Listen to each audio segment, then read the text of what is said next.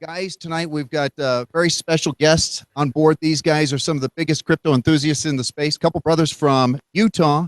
They'll keep you informed on everything. I'm going to let you guys introduce yourself. Papa Ron, Big Rod, the CryptoBitBrothers. Go right ahead.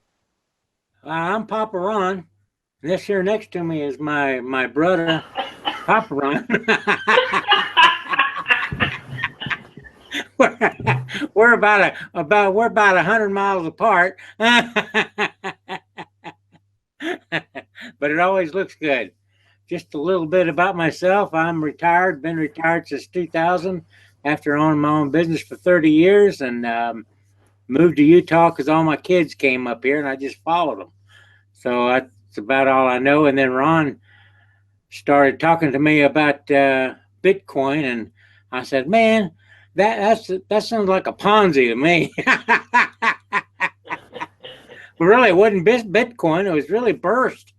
The Burst coin, wasn't it, Ron? Or no, it was that club or something. It was Bitcoin. Bitcoin, yeah. So anyway, it was fun. Go ahead, Ron. Folks, thanks for having us. I got a chance to. We're kind of at a disadvantage because we can't see the audience at all. But appreciate you giving us a few minutes tonight. I used to live in Boise years back, over there by the horse racetrack there in Garden City. Had a great time there. We used to go down on race nights, and me and a bunch of buddies, and really enjoyed that. And I ended up marrying Rod's sister, so we're actually brother-in-laws. Yeah. One thing we need to get clear tonight is she looks nothing like him. Hey, I'm better looking. My wife passed away a little over 7 years ago, and Rod and I, and of course we both lost both our parents, and we've been friends ever since. I mean, we were tight even when I married his sister. Yeah. But we're thrilled to be in the industry that we're in. We don't claim to know everything, not by a long shot. But we do a lot of studying, reading, watching videos ourselves. And it's great to be in this industry. Hey, are we supposed to do an answer question thing here? Oh, yeah. I'm going to keep you loaded up here if you guys are ready. So Yeah, we're ready. All right. So we had well, first off, can you see the crowd? Can you see us? Yes, I can now. Yeah, I can now. Okay. So one of the members early, I'm going to throw a few of these out, and I'll let you guys go as far as you want with this. But one of the members asked about Veritasium. So, tell us what your favorites are these days. What are you guys looking at? What are you excited about? You mentioned a couple already with Bitcoin and Burst Coin. What are your favorite coins that you're looking at right now?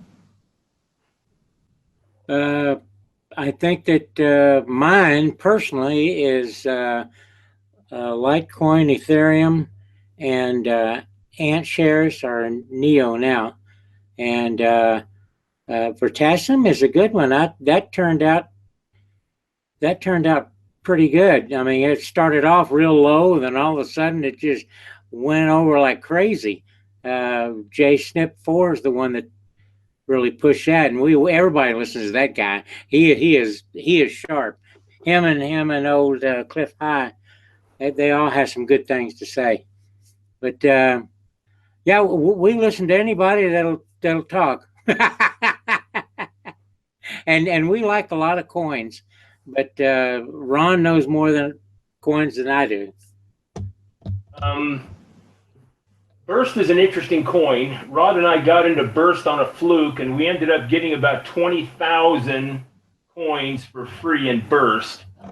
And then when the announcement was made that Burst was going to go on to the second biggest online casino in the world, which is Bitsler, Burst got accepted. I think they take Bitcoin, Dash.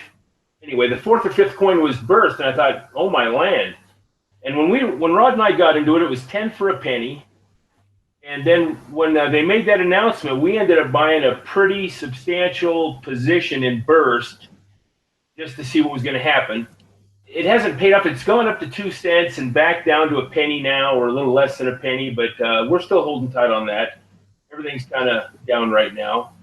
I'm still an avid Bitcoin guy. I think that is the granddaddy coin of all. And I know they're coming up to some forks here in a few days, and there's just a lot of things going on in Bitcoin right now. But still, that's my preferred choice.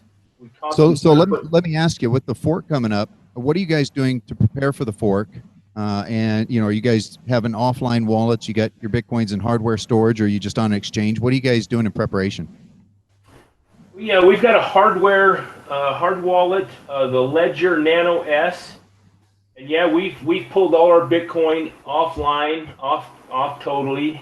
We do have some wallets that we feel are pretty secure, but we keep all our big stuff, is anything that's Ethereum based or Bitcoin, off onto these Nano S hardware wallets.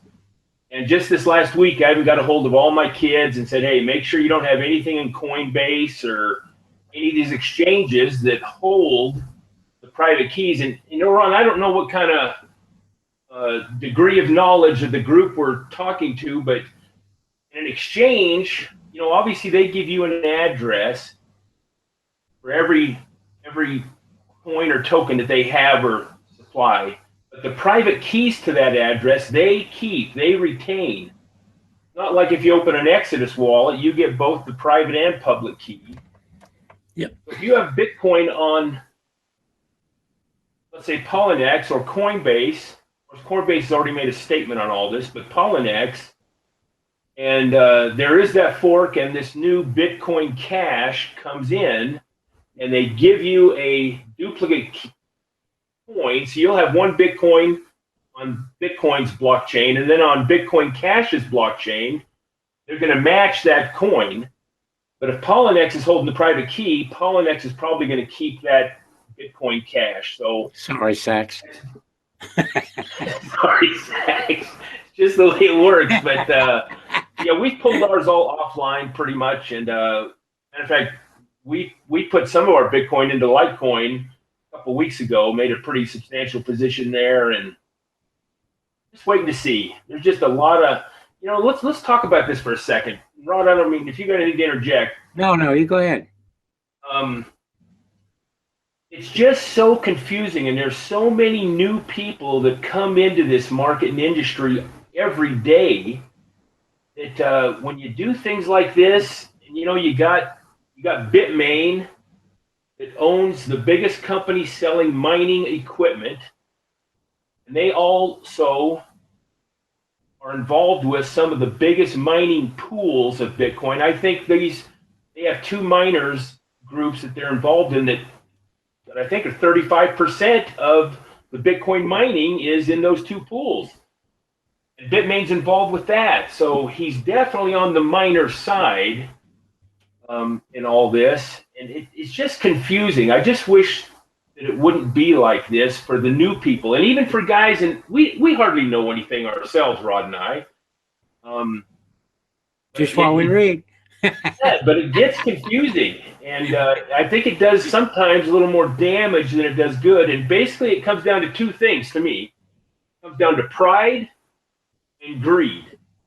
And if you got the miners that want to up the fees or keep their high fees going just so their pockets get stuffed, and then you got the greed of the developers in the poor group. You know, I don't know. They just should have worked together and solved this. And, you know, if they need to increase the block size or whatever they needed to do. But I just don't like to see the confusion that's out there right now on it. We're getting close to time. Let me ask you a couple follow-up questions, finish questions here. You guys are really passionate about this space. How is it down in Utah? What's your base? What's the support? Are you guys kind of leading the march in your area? And what do you see for tomorrow? I mean, what are your hopes and dreams for the crypto space in general? I'll say something on this, Ron, if that's okay. I was going to kind of go first, Rod. We fight all the time, you know. What, you know, I have a part-time job just to kill time at Sam's Club, and I'm at the gas station. But you know, I ask people all the time how much they know about cryptocurrency. God, I am surprised how many people don't know. And so I kind of enlighten people while I'm there. I say, you need to look at this. This is going to be the next thing. I see the future of crypto as an exchange for the world. Maybe not in our lifetime, but it'll be coming, because it's the only way to go. It's totally decentralized. It's totally get the freaking government out of our out of our, and I ain't got no hair, but out of our hair. So that's how I see it. You know, let me add that and Ron, you've kind of filled this in what the group that you're involved with there is doing. Very commendable to actually go to the state and try to get things accomplished with this. That is great. Utah, we've got 3 Bitcoin ATM machines in the whole state.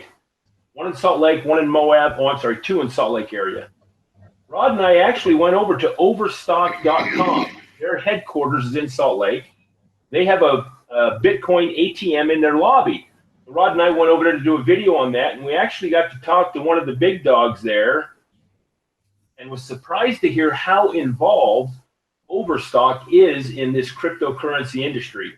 They are going to smaller countries and promoting it and setting up things. We were invited back to do a full interview. We never did that, but we ought to still. But in Utah, yeah, there's an awareness. We're not heading it up or anything, but there's people that are aware of it here. There's a Bitcoin club in Salt Lake, and you can call them and they'll change you Bitcoin if you want to buy some from some of their members. But like Rod said, it's still pretty unknown. And then I want to comment too on where we think it's headed. You look at our fiat system, and Rod and I are both current event studiers, have been for years. We don't have much faith in the banking system, the economy, the governments. I mean, it's just a nightmare, and we're not going to get into that tonight. But because of that, Rod and I are gold and silver stackers too. I mean, that's been our hedge on inflation and a store of security and all that. So when we got into crypto, very exciting, and that's why we love it so much. It's given us some purpose. We love studying about it, learning about it. But now to answer your question about the future, as we use our fiat, sorry, Rod. Rod knows how I am. Just give me a word and I'll go on for 20 minutes. As we use our fiat, it's so convenient to pull out a debit card or any of that. And when you go down to your grocery store, you know that loaf of bread you're going to buy is probably the same price as it was 2 weeks ago. The crypto market is so volatile right now that to be used as a daily currency, I don't see that happening yet because of the volatility. When people go to the grocery store, they want to see those same prices. They don't want to see that, hey, there's been a 20% increase in meat or whatever, and then the next week it's got to level out and become more stable. There's got to be more awareness. There's just not enough people into it yet to be used daily. Now, sure, people are using it at Amazon and at restaurants. I get that. For one-time shots like that, it's great. But if we're going to start using it all the time, there's got to be some stability to it, at least in my opinion. And yeah, no, I think it's the only way the market's going. Matter of fact, just today there was a new exchange that came on. I was telling you about it, Rod. What was the name of that? Something X. Ledger X. Ledger X. It's a new exchange, and they just got all the United States FCC approvals done. They're totally compliant with all rules and regulations here in our country, and supporting them are JP Morgan.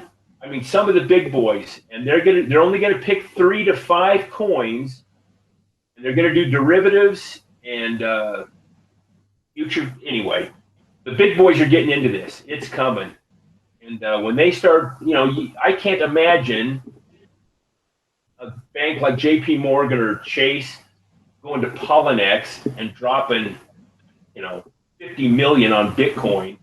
It ain't going to happen. This exchange is for the big boys, and they're coming into this market.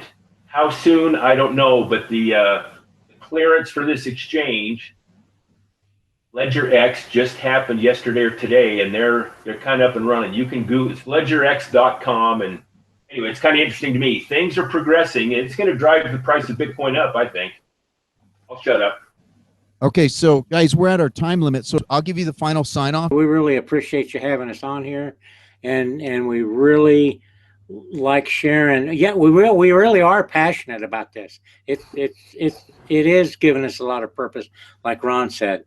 And thank you so much, and God bless. Hey, we're just a couple schmoes. We don't claim to know everything. Our channel is called the CryptoBitBrothers. I think a lot of people, and it's surprised how fast it's grown. We're up to about 6,200 subscribers in just 3 months, I think, Rod. It's just been phenomenal. But there are people, though, that think we're a little too silly and just don't have the knowledge behind us. But we're having fun. We're trying to spread the word, and check our channel out. We got some good videos over there. Ron, thanks for having us. Good night. Thanks so much, guys. Big round of applause, guys. Thanks, guys. We'll see you later. Peace. Just a good old boy, never meaning no harm. Beats all you never saw, been in trouble with the law since the day they was born.